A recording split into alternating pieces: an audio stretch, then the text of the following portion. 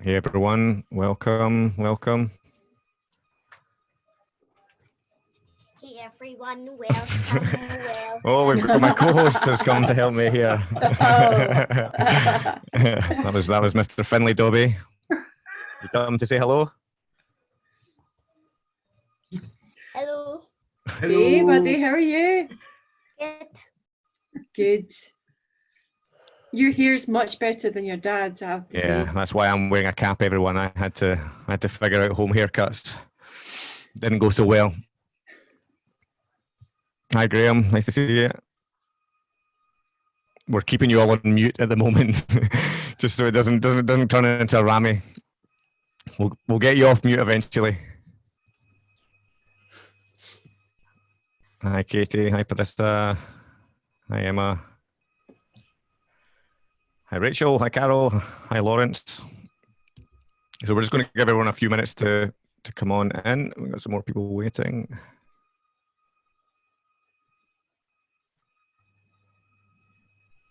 Hey everyone, welcome.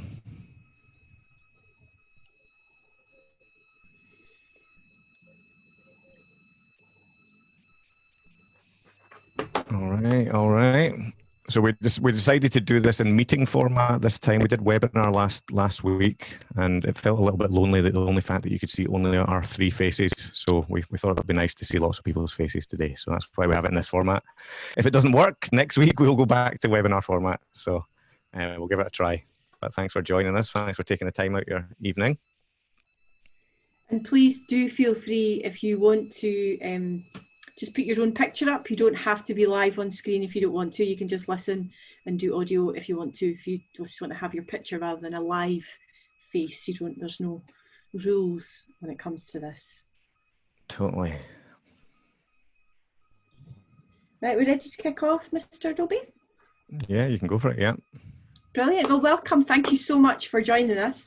This is our second session at 5 o'clock on a Tuesday, and we're going to be doing so much more of these, and Andrew will be filling you in on some of the context, the reasons why and how. But for those of you who have joined us and you don't know who I am, I'm Rachael Brown, and I'm from Creative Entrepreneurs Club. And Creative Entrepreneurs Club is a network for the creative sector and the creative industries. We support and enhance, if you like, creative industry experiences around business support. So one of the things that we've been doing over the last few months is connecting really cool people up with each other for Skillshare. We've been looking at how we can develop projects and programs with each other and generally supporting each other through some tricky times. We never thought for a second we would be in this position, as nobody did. And Andrew will kind of fill you in a bit about our journey over the last 4 weeks now, although it definitely feels like longer.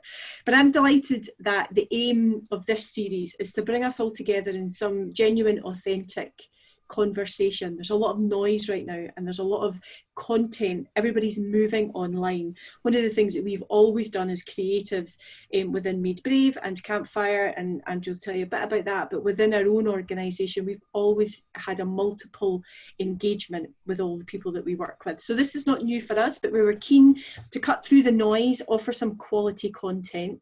And tonight I'm delighted that we're going to be having a conversation with John Latham, who's a startup and a scale-up advisor and investor. And we're going to be following, the format is we're going to be having a chat, we're going to be having Q&A. Down at the bottom, if that's where you are on my screen, there's a little button that says chat. Please feel free to put questions in there. Some of you who know me, you can get me directly if there's a question that you want to ask. But you don't want to put it on the chat for everybody to see. You can also put privately, just put Rachael on the private button and I'll pick that up. Similarly, if you want to take that question out with this session, then we're more than happy to do that and we can answer it separately. One thing I will commit to you guys is that we will finish bang on 6 o'clock. It's been commented quite a few times that we're all in a really tight schedule, but also we're all negotiating a whole range of different things. So I'm sure like many of you like me, I'm homeschooling. So quite literally anything could go on behind this curtain any second, but also trying to negotiate home life and other work life. So it's important to have something that finishes on time, starts on time, and engages us well. So if we, for whatever reason, overrun ever so slightly, just please exit. Don't feel the need to say goodbye if you don't want to, and we can pick up with you again. We'll be here every Tuesday at 5 o'clock for exciting chat over the next probably, well, we've not really decided how long. Who knows how long this is going to last? But what you can say is that we will definitely be here for you. So thank you so much for joining us. I'm going to pass over to Andrew. The way that this double act works is that Andrew will give you context, we'll do some Q&A, I'll jump in and out with some questions, and hopefully we'll have a good hour that'll be worthwhile. Over to you, Andrew. Cool. Thanks, Rachel. Hi, everyone. Welcome. So thanks for joining us. This is our second webinar in this series. So my name is Andrew Dobbie. I'm the founder of and I also run a content agency over in Edinburgh called Campfire. For those that don't know, a few weeks ago, Rachel and I came together and joined forces. So Rachel runs Creative Entrepreneurs Club. I run these agencies, and we joined forces, I suppose, to help with some support for the creative industries right now. So we've kind of joined forces. We've created a LinkedIn group called Creative Industry COVID Support. So if you search for that, there's about 3,000 people have joined that.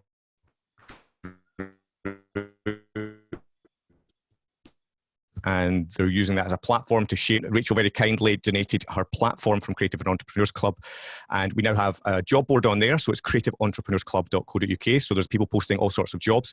You can also get one-to-one support on that site though. So today I spent a couple of hours talking to some people. So there's a load of us who have given some of our time, and you can book free time with us just to pick our brain at anything you think we might be able to help. If we can do, we will give you that help. If we can't, we'll try and point you in the direction of someone else. I think Rachel maybe did about 32 of these sessions over the last couple of days. So there's a lot of people doing and giving that support. If anyone's also interested in being a helper and supporting as well, if you reach out to Rachel at the Creative Entrepreneurs Club, she'll figure out if she can make that happen for you as well.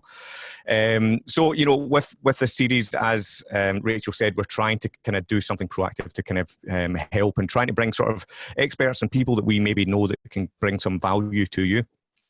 So last week, if you missed it, we had one of the founders and chief operating officers of Skyscanner, Mark Logan, who talked to us about business resilience, and he gave a lot of great knowledge bombs. So if you didn't see that one, go back and have a look. It's on the CEC website, the Creative Entrepreneurs Club website. It's also on my LinkedIn, Made Brave's LinkedIn, if you look back there as well. So you know, I think you'll all agree, or one thing we can probably all agree on, that it's been a pretty challenging few weeks. You know, it's something we've all had to sort of adapt, and you know, I think we've all gone through different stages of panic, grief, and you know, and maybe we're now sort of trying to kind of figure out what this new normal looks like. And you know, I think, you know, what everyone first of all to know is that, you know, that's normal. These are normal feelings, normal things that are happening, and it's happening to every one of us. John, myself, Rachel, we've all had conversations of, you know, different impacts on our lives and things. And I think it's important to be able to share and talk about that, and to know that, you know, there's not superheroes out there that this doesn't happen to, that everyone has an effect in some way or another. So, yeah, you know, if you are struggling, if you don't feel like this is a platform, you don't want to talk in here, as Rachel said, feel free to turn your camera off. Feel free to, you know, just listen along. And, you know, if you need to talk to someone, reach out to us, or reach out to, there's a great organisation I've just joined the Scottish Committee of, called NABS, N-A-B-S, and they're there specifically for people in the creative industries, and supposed to help people sort of survive and thrive and look after well-being. So reach out to them. But yeah, no, I'm delighted today to introduce John. I'm going to pass you over to Rachel, who will do a little bit more of a formal introduction to John. Thank you. So John is a qualified coach, executive coach, mentor and consultant. He's got 30 years experience in the creative and tech industries, mostly focusing on business development. John has helped hundreds of individual clients achieve their ambitions, many of them through his current role at Considered Thinking. In 2003, John co-founded Park Circus, which is a leading global sales agency and distribution company for over 25,000 classic and modern Hollywood and British studio films. But before entering the film industry, John worked for over a decade for the US electronics giant Motorola, where he held a number of senior international management positions. So today we're going to be talking about mental health and self-care, and that's been a huge theme for us at Creative Entrepreneurs Club, and I know for the guys at Made Brave as well. So John, thank you so much for being here, and I'm going to kick off with Andrew, who's going to get going on some prompts, some questions, some conversations. This is going to be quite free-flowing, so let's just see where it takes us, and please feel free to reach out on the buttons below if you want to ask a question. Over to you guys. Great. Yeah. So John, we'll eventually let you get speaking at some point after me and Rachel. We're just going to talk all day. John doesn't have a voice. It's not like us. No. So John, maybe to kick us off, you know, it's always interesting when people talk about you and they do your intro, but it's kind of good to understand in your own words, you know, what you do, where your expertise lie. You know, because I know you pretty well, and I know you've got a huge wealth, as Rachel said, of knowledge in the film and creative industries. But obviously today as well, we're here to talk about kind of mental well-being and such like. So maybe just give us a wee chat through of who you are and kind of what your day-to-day looks like at the moment. Thanks. Of course, Andrew, and thanks, Rachel, for that introduction. Yeah, no, I've been reading up about Zoom etiquette. So I've learned to smile, nod, and not speak until I'm spoken to. So that's what that's. Good evening, everyone. Thank you for spending this hour with us. I hope you do find it of value. A little bit, thanks Andrew and Rachel for that introduction. My background, I am an electronic engineer, went to Glasgow University. So I do have an electronics background. I have a binary brain, yes, no. And I think that's very interesting. And I have to challenge that regularly, particularly in my later life where, as Rachel said, I co-founded Park Circus Films. I chose to leave the electronics industry, and that was interesting because while we're going through a period of uncertainty just now, my role at Motorola was future product development. I could sense that electronics was becoming a commodity, and I was one of the first people to choose to leave that particular industry. And for a period of uncertainty, did my own thing for a while. I did some charity work. I marketed Glasgow. I did architecture. I did design. I looked at going to university, lots of different things, and then got together with a partner to found Park Circus in the film space, which is another passion of mine. Took that from kitchen table, literally, right through to a company that employs 50 people in 3 countries, in fact 4 countries if you could, Scotland and England, separate countries. Offices here in Glasgow, London, Paris and LA. And interestingly, I chose to sell Park Circus, not because I had to, but because it was a good opportunity. It worked for the business plan. It made sense. It was about collaboration, partnership and survival for that company. And then I stepped down, became a non-exec board member, and have since chosen to leave that and let that go as well. And when I left Park Circus about 5 years ago, I became a trained coach. I went through formal coaching training, invested myself. And that was really because at that point, I was being asked by organisations like Scottish Enterprise, Creative Scotland as well, to coach other companies. And really what I was doing was having a coffee with them, to be honest. I was probably more mentoring than coaching, thinking back. But so now I do mentoring, I do coaching, but I now know what I'm doing, I hope, in those more formal senses. So I know what coaching is, I know what mentoring is, I know what teaching is, I know what supervision is and consultancy, and knowing the difference there. And I do work a lot mainly in the creative industries, in UK, both in Scotland and in London, some international as well, and across the creative industries in music and film, advertising, newspaper, jewellery design, you name it, throughout those industries. And that's great because one of the things that I think I'm able to do is bring together how problems are being looked at and tackled in different sectors. You know, the music industry is different from film in how they work together, but there's a lot of similarities, as you could guess. And it's the same with London and Scotland, particularly when things are are funded. There's more funding available in Scotland than there is in London, but equally there's pros and cons to that. So it's quite useful to have that different experience, different activities. Andrew, you also asked what my day's currently like. It's interesting. I've been reflecting on this a lot. I have one indulgence in life, and that is I love going out for breakfast. I go out for breakfast almost every day if I'm traveling or not. It's my treat. It's usually a bowl of porridge. It's not a bowl of gruel, as I would call it, bowl of porridge. But I like the ceremony of it. I like taking the time out. I like reading the newspapers, catching up, planning my day, and it's what I'd like to do. So that's been disrupted, obviously. So I'm having to make my porridge in the house, which is very mindful, and I do turn it. A wooden spoon, right hand. Everyone else's audio is as bad as mine. Yeah, but no, it's delicious. Get rid of those evil spirits and just add things to it by taking time out and then going for my walk thereafter. So again, replacing one ritual with another ritual. But what's interesting as well is I've been doing coaching by Zoom, by Skype, by video for quite a few years, mainly because I coach all over Scotland, I coach in London. It can be that sometimes time is important and you can't always be together. So it's very effective to do that. Now I don't have a choice. I am not enjoying it so much. It's fine. I love coaching by Zoom, but when the choice is taken away from me, I am truculent. I'm more reluctant to do it. And I think there's something that we're all feeling a bit like that when our choice is taken away, then we start to react in a different way. John, it's been a huge challenge. Yeah, John, it's been a huge challenge for many people in such a short space of time, and we all need to find coping strategies. Can you suggest a few ways that we could do that, a few ways to look after our mental health? How do we weather the current situation? Yes.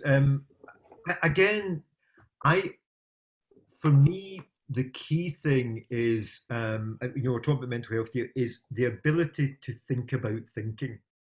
And that, I think when I was looking at trying to get my thoughts together for this call, and it all came down to that. There's a great long technical term for it. It's on Wikipedia, which is metacognition. I love it. Metacognition, which basically means thinking about thinking or knowing about knowing, which is in the first line, which is great. And by that, it's about emotional intelligence, and there's that the understanding that your brain can think. Your brain thinks thoughts, which obviously are there. We understand that, but then it's thinking about those thoughts and the impact that's having on you, and the ability, perhaps, if you can, to look at techniques of bringing those thoughts into your mind and be able to challenge them, support them, influence them in some ways.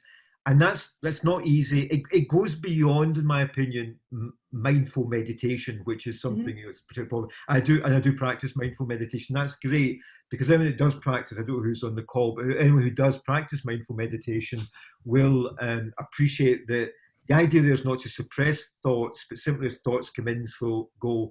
There's a thought, there's a feeling, and then let it go. When you're actually thinking about thinking, it's similar, but the idea is to look at your thought and saying, is this a helpful thought? What should I do with this thought? And being able to challenge it and either grasp it and go with it, or challenge it and move it on, let it go, influence it in some way. And that's tough. It's very, very tough, but I do think it's the key thing to try and do. Lots of techniques out there. Therapy and counselling use cognitive behaviour therapy. That's, that is a technique for thinking about thinking, if anyone's ever used that approach. NLP, Neuro Linguistic Programming, is another approach to use. Or it can simply be, in coaching, they use the STOP model, which is very simplistic, which is, S is for stop what you're doing. T is for take a deep breath, etc. O is for observing, just observe what's going on. And then P is for proceed, by thinking, what would be a good next step? So the idea of that STOP model is, someone says something to you, and you immediately want to react. The idea is you try and stop, take a deep breath and think, what would be a good reaction to this? Do I, do I sort of say what really is my first thought in my mind, but perhaps that's not the most helpful, or would that be helpful? And it's surprising how quick the brain works. You think you've not got time to do that, you have got time to do that. So I would say anything that allows you to increase your emotional and intellectual intelligence, and to allow you to think about thinking and those thoughts and challenge those thoughts. And I'm happy to expand on that if it's of interest to people, but I don't want to sort of go down that route unnecessarily. Some of the, sorry, I'm just going to ask, some of those elements that people are feeling at the moment, though, it's this overwhelming feeling, and people feel anxiety perhaps in a way that they've never felt before. And I'm a fan of good stress. I'm not a fan of bad stress. And so when we're in an environment that creates bad stress or this feeling of anxiety, what can we do, John, to help us self-coach, if you like? I'm also a big fan of mobile phone headphones. They've been a saviour for me because I can talk to myself and everybody else thinks I'm on the phone.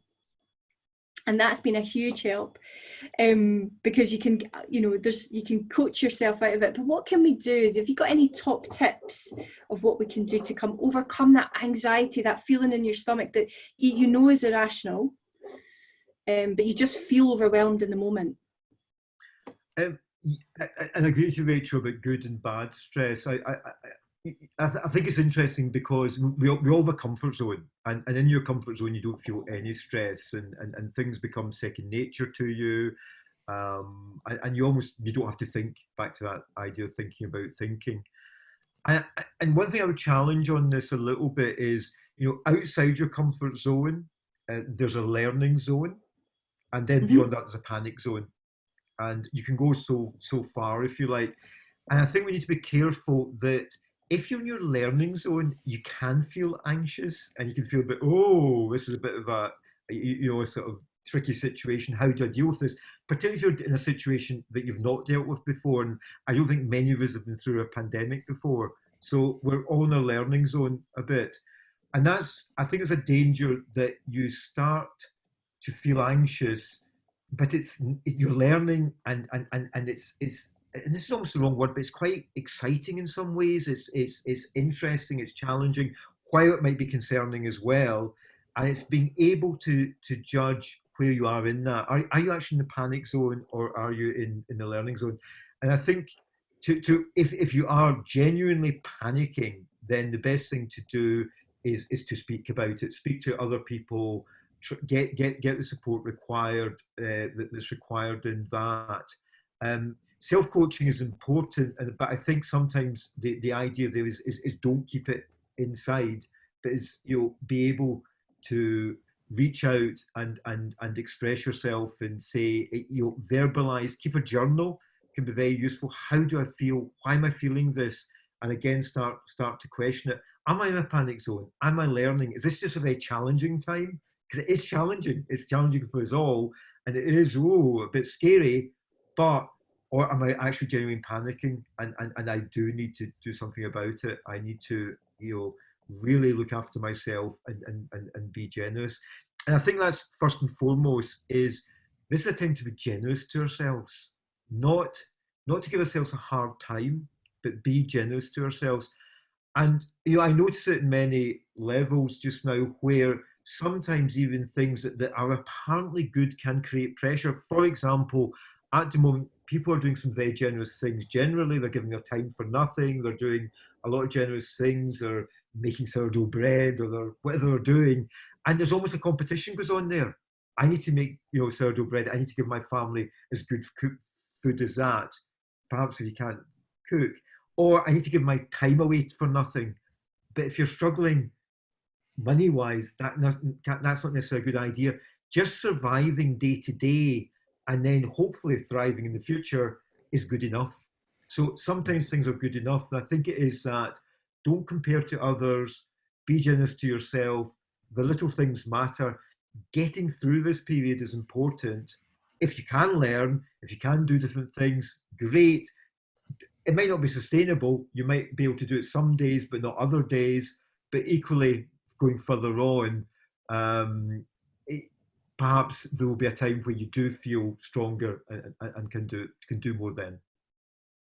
Yeah. And do you think there's a kind of balance to find there, John, in terms of like, myself, only talking from my own experience here, that, those first few days when, I started this realization of, what was happening, and we had loads of projects cancelled and loads of jobs stopped. And, obviously I've got kind of nearly 50 salaries to support as well. And so I went very, very much into that panic mode and very much into, here's Mr. Fortnite coming. Can I help? I went very much into that kind of panic stage for the first few days and kind of, almost couldn't breathe, because I was just thinking, how am I going to pay for 50 salaries and jobs aren't going to be here and such like. But, and I kind of, for me, I almost had to kind of do that stage to then, and then when I sort of came to the realization, actually, I'm going to be part of the solution and help some other people, it gave me clear purpose at that point, and it sort of set my belly on fire, if you like, and that gave me kind of purpose. And then what that did was, because I had something to focus on, that gave me that someone to focus on, and then that brought loads of inbound messaging, loads of opportunity, I suppose. And so I suppose, I'm just conscious that people don't just go look after themselves, and then by looking after themselves, they shut themselves off to the world. It's like, I suppose, when's the right moment to sort of, push yourself out in the world and help sort of, I keep talking about activating your purpose and kind of finding a reason of being, because like Mark Logan last week spoke about, it's okay to grieve for a bit, but we've also got to realize that we've got to create action now. And, if we don't create action, we're going to be stuck in the position we're in. So, when's that moment to, it's a kind of, I don't know if there's a question here actually, but like, how do you find that balance of kind of looking after yourself, but making sure you don't stop, because the world's not going to stop and you've got to keep moving?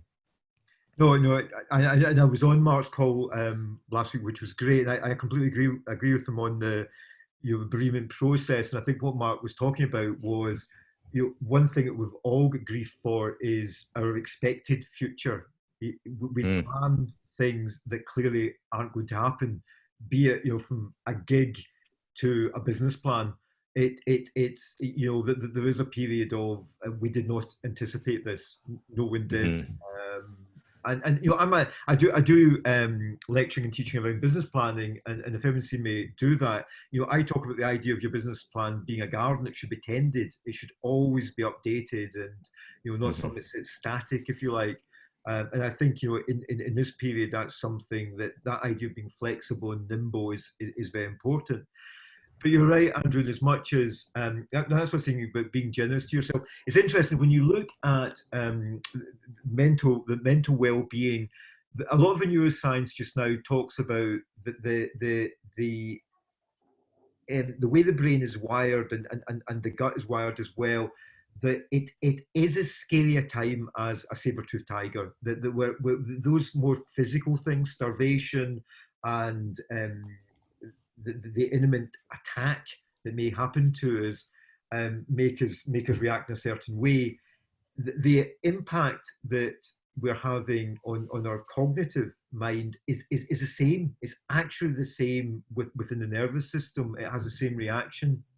There's when I was studying coaching, and I'm not going to quote lots of coaching people, but there's a Dr. David Rock has written a couple of books. One's called Quiet Leadership, which it's very hard read, I'll be honest, but it's an interesting concept in it. The other one's called Your Brain at Work, but he's written papers and he calls it the scarf model, which I quite like, and it's it's a scarf that you rouse around your neck, literally, if you remember from that. And what that scarf model does, it talks about 5 things that are under threat at this moment in time, or at any moment in time, and I think one of the things about going beyond bereavement is increasing awareness, increasing your knowledge. And it's a bit like mindfulness when you're able to say, oh, there's a thought. The idea of the scarf model is be aware of what is under attack. And once you know that, then you can start addressing it. And that's so, for me, the first step is, yes, bereave what you've given up, but then increase your awareness. I think you did that, Andrew, by what could I do? What's going on here? Let me research. let me learn, etc., and get some of your facts together. And by that, I don't mean sitting listening, to endless news. And if you are listening to news, listen to the facts. Listen to the government's briefing if you want to see what they're saying, but don't necessarily listen to all the different analysis. Their analysis is no better than your own. So I wouldn't get sucked into that. But I think there's an awareness. I was coaching someone recently who's uncertain about their job position, and I said to him, what notice are you on? And he didn't know whether he was on 1 month, 3 months, or 6 months notice. He didn't know the answer to that. And I'm like, go and find out, because that can influence, because he was concerned, could he be made redundant while he was on being furloughed, was the question. The answer is actually, yes, you can be, but under your notice terms. So I said, what notice are you on? He said, well, I've no idea, but panic. So my idea was at least find out and then see how you feel. So he's in 6 months notice. Did that make him feel better? Yes, it did make him feel better. And then he was able to move on a bit from that, whereas he was in that, that panic mode. And that's one thing about talking to other people. I'm a trained coach. Coaches can do this, but other people can do that, where you're able to just stop going round in those circles and say, wait a minute here, find a reason. I want to go back to my SCARF model. I didn't tell you what it stood for, so I will do, because I think that's quite important. S is for status, and this is your position in not just the world, but in your company. And it's interesting just now, because when we look at status, we talk about key workers nowadays, and delivery men and women and people have gone from a key worker. Their status in our network just now has been elevated. So you see them in the street, you say hello to them, you're really nice to them, and absolutely should be, and that's great. Equally, people who are used to high status positions are furloughed at home. So is your status under attack? Potentially. I've also got friends and colleagues who are in jobs and they're working at home, and have actually discovered that they don't have much to do. They're working as much as they can, but because they don't have meetings the same way, and they don't have distractions, they don't have coffee breaks, they don't have gossip or whatever, they actually don't have much to do. That affects the subconscious, that affects their status. It's almost like the emperor's new clothes. They've been exposed, and that is hard to deal with. So status is one of them. Number two, the C is certainty. Now, we do not know what's happening here. When will this end? What is going on? We don't know. All our certainty is under attack. So the idea is that, if your status is under attack and your certainty is under attack, that's 2 out of 5. Number 3, the A, is autonomy. Your ability to make your own decisions, your ability to be in control of your destiny and what you want to do, that is also under attack just now. We are being told what to do by government. We can't go out freely. We can't see people we want to see. So that's under attack as well. And number 4, the R stands for relatedness, which is the idea of connection to other people. Again, social distancing. My goodness, that's under attack. And the last one is fairness. Is this fair? It's not fair. And that, again, bereavement. People are saying, "Oh my goodness, this is not fair." So if you look at that, status, certainty, autonomy, relatedness, and fairness, all 5 of them are being compromised at the moment. And in his paper, what was interesting, when great periods of anxiety happens, go back to your question, Andrew, is when more than one of these is compromised at any one time. And at the moment, probably all 5 are for most people. So the strategy is label them, go down that list and say, yes, yes, yes, here's how it is being done. Now, what can I do about it? How can I increase my relatedness when I can't see people I want to see? The idea is you might want to connect more by Zoom. Give people a call, as Rachel was saying earlier on. Phone people, connect differently. Who else can I connect with? Expand your network. So try and compensate it in some ways. If you're not in control of when you can go out, what are you in control of?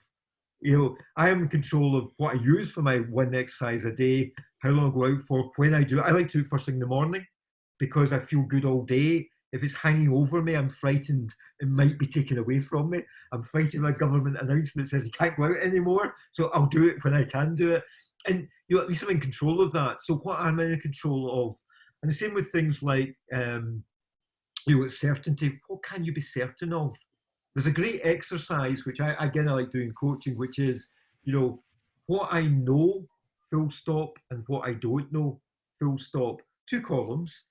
And if you actually do that, it's a surprisingly how little you know, full stop, no ifs and buts, and how much you don't know, if you like. So the idea of certainty often actually is, yes, we had business plans, we had a gig maybe we were going to, that may not have happened anyway. We don't know. We can't predict the future. But the idea is there anything I can actually help to reduce that? And sometimes be just that understanding of, actually, we're not sure about many things in life.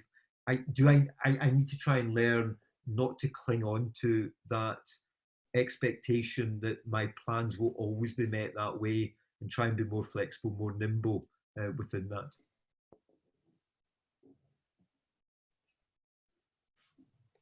Excellent.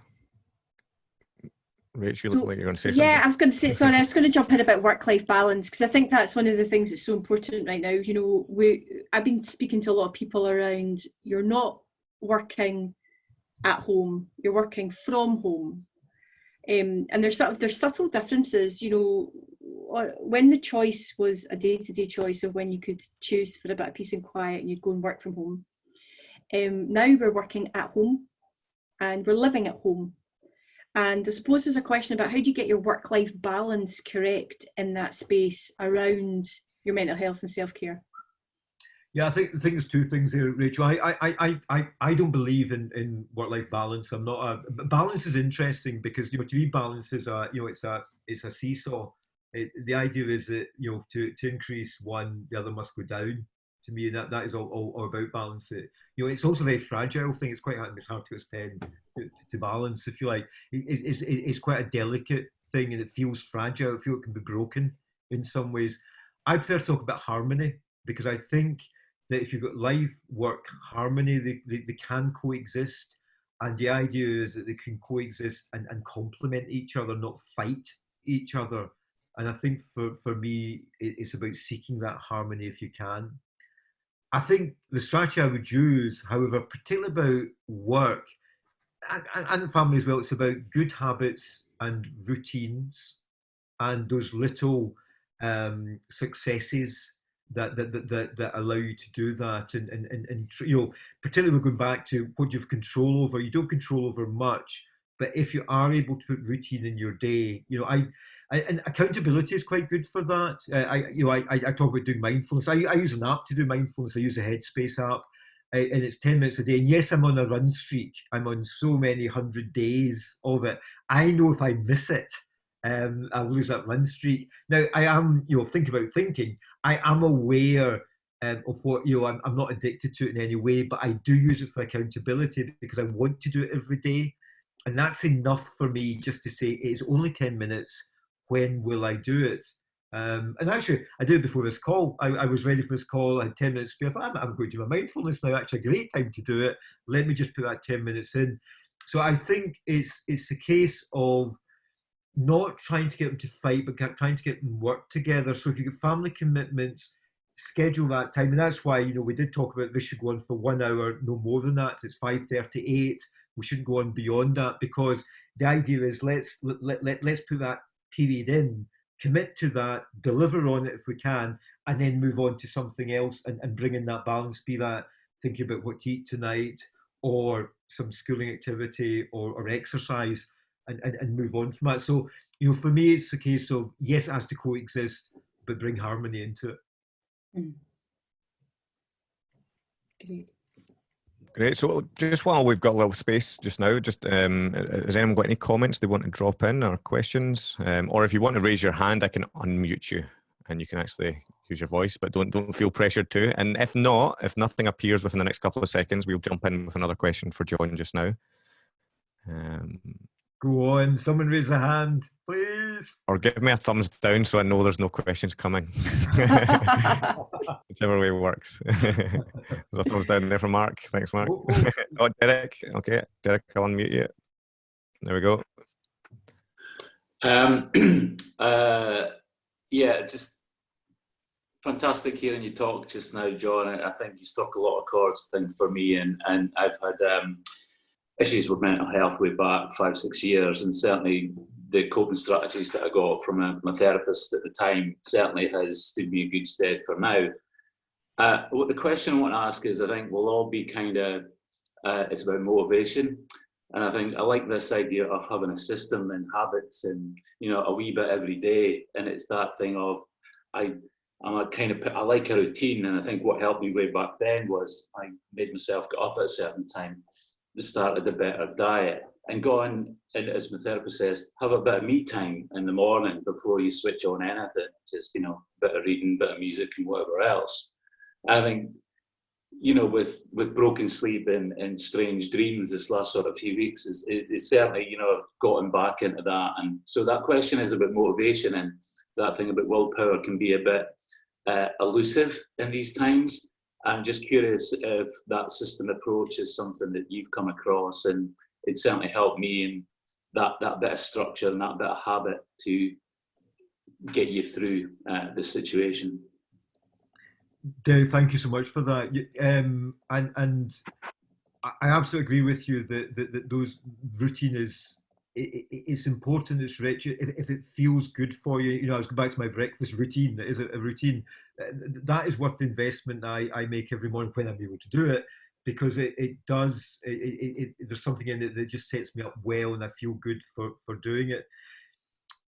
Motivation is an issue, actually, and I think that.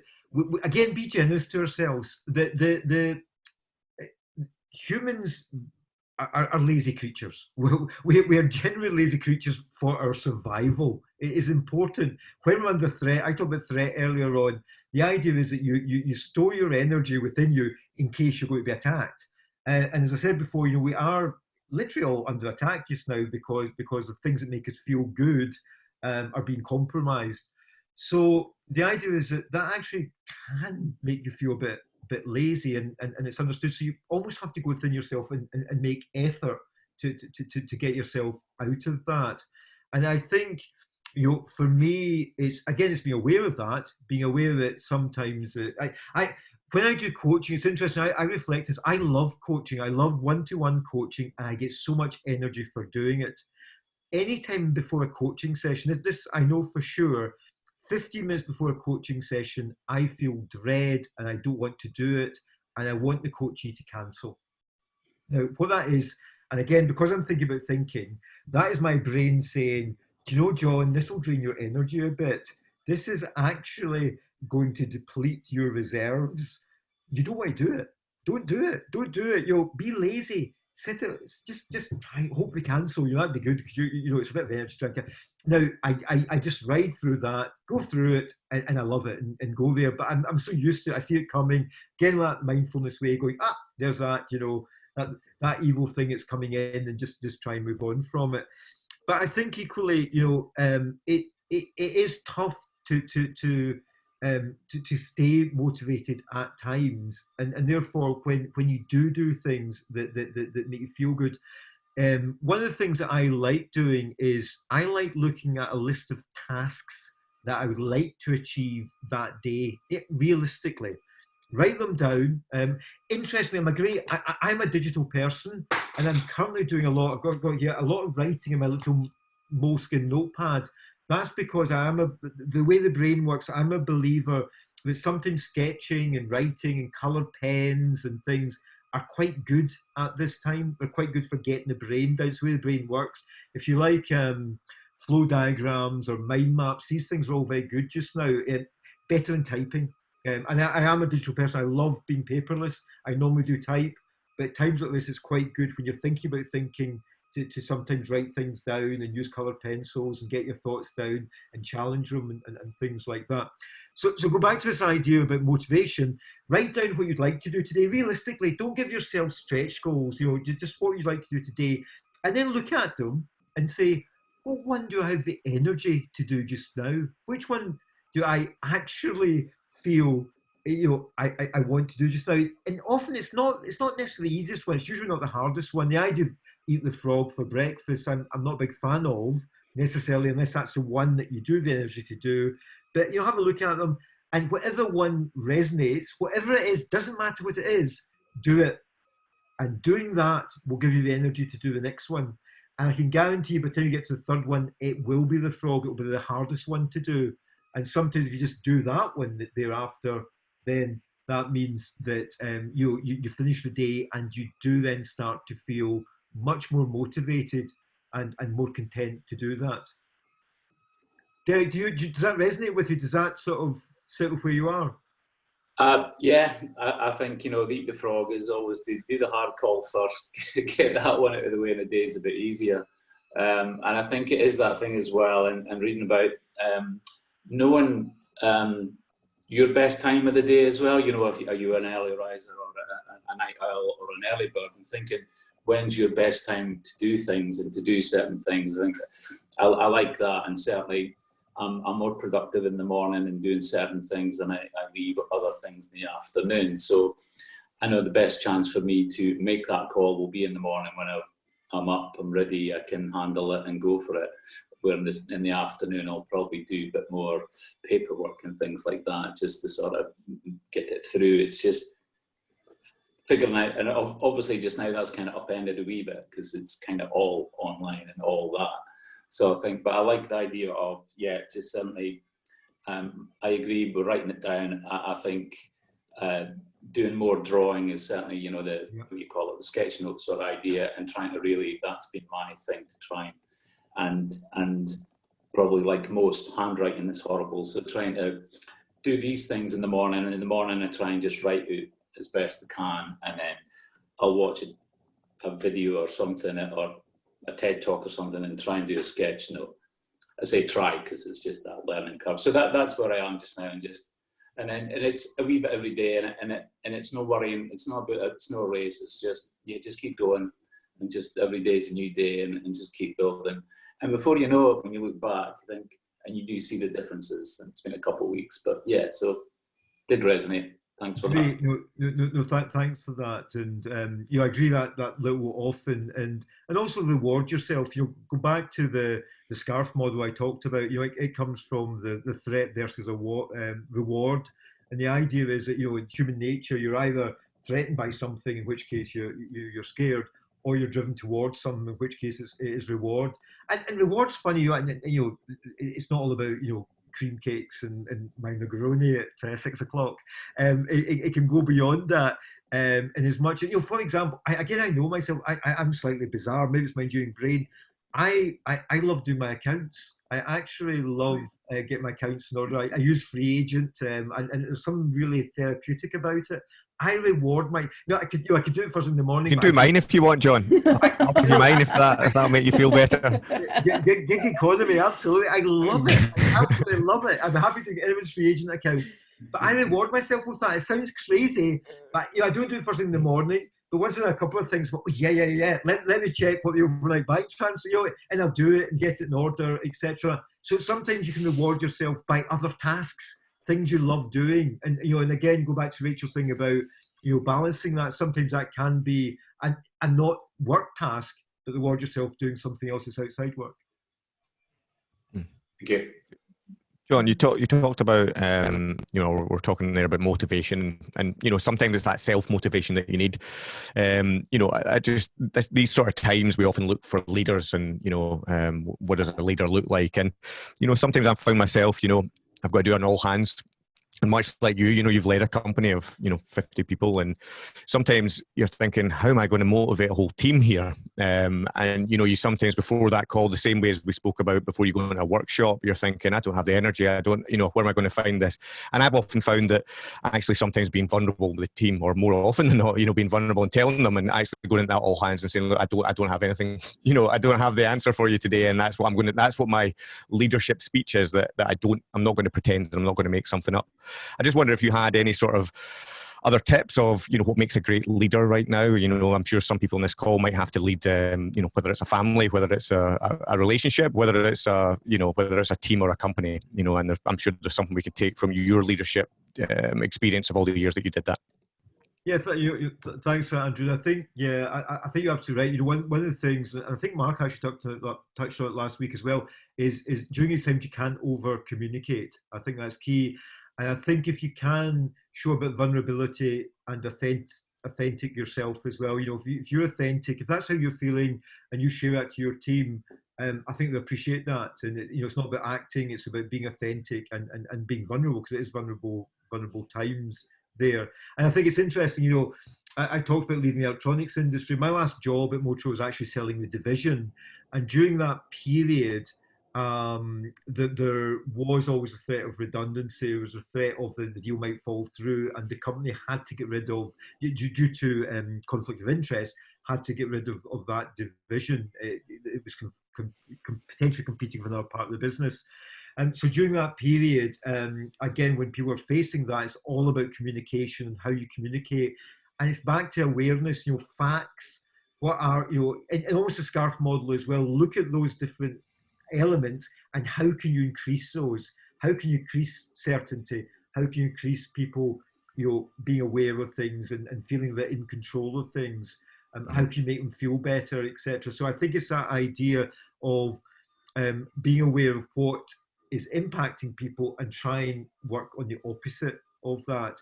And you know, and also appreciate people are different. Some people, you know, for example, a lot of companies are doing you know, Zoom cocktails just now and happy hour Zooms, etc. That's probably not for everyone, but if it works for some people, do it. But don't make, you know, Rachel, you were great at the beginning of this call. You know, put your static picture up if you want. You know, people interact in different ways. Some people are happy asking questions. Some people might not be. Same with these things. But I think giving them the option to do it and giving them the choice is good, because when you don't have choice, giving a choice, no matter how small it feels, can be quite important. You know, if you're going down to 4 days a week, for example, some companies are doing, let them pick which day they're not working. For them or whatever, you know, if that's possible, the idea of giving choice within the restrictions of not having any choice, and the same with some of the other elements we've talked about as well. And how do you do that, John, if you are the solo entrepreneur? Because the same principles do apply in a network. And I do a lot of conversations with people about how to network effectively and how to support and manage and increase your ecosystem and support the people around you. So those principles apply within an organization, but what happens if you're the solo entrepreneur? How can you bring that type of approach to your own work and the way that you engage? It's interesting. I don't necessarily know the answer to that, but what I can do is speak from my own experience and what I, you know, I consider things as a company, but it's my company and I'm the sole employee of that company. You know, I'm very much in that situation. And I guess, and again, perhaps it's unfair because I'm doing this as a trained coach, but what I'm doing this week, I did last week, was, and this is not just about, this is not about money and clients necessarily, but about my network. And I was thinking about people and showing empathy to people and trying to understand what perhaps I could do or work with them, not make them feel better, but would be helpful to them. And I think, you know, there's something that's quite interesting just now. And that's why I did share about being in the gym. I'm an analytical person, but at this moment in time, being analytical is not that helpful, because analytical is all about problem solving and, you know, setting goals, and a little bit of that's important. But what is important is more empathetic skills. And again, it is a balance between you know, analyzing and being empathetic. And when you look at, you know, empathy, you know, the key things are new ideas, you know, being open to people and the environment. And at the moment, the environment's changing. There's lots of people out there, and new ideas are, you know, are going there. So for me, it's more about being empathetic towards your network, Rachel, trying to understand what's going on for them, perhaps, and then having a conversation about it. Not trying to sell your old services, not trying to, you know, survive necessarily. If collaboration, work, whatever comes from it naturally, great. And much better to do something constructive like that than sit there and try and cling on to the way things were before. You know, there's a phrase in coaching I always like to share, and it's about letting go to let come. And I think that's very important. And I would say just now that, you know, when you look at the sort of world we're in just now, I think a lot of it's about trying to let go of things. If you look at coaching in general, talks about, you know, your performance equals your potential minus interference. It's a great sort of formula. So your performance, your actual performance now equals your potential minus your interference. So in coaching, we say, what's holding you back?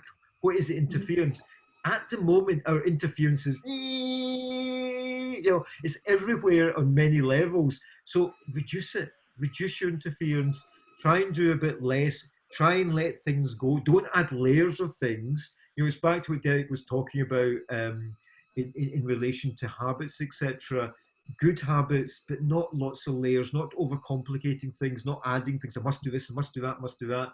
And just simplifying, going back to, you know, and that's why a lot of people advise, you know, if you're checking in with someone, just saying, how are you? Can be simple.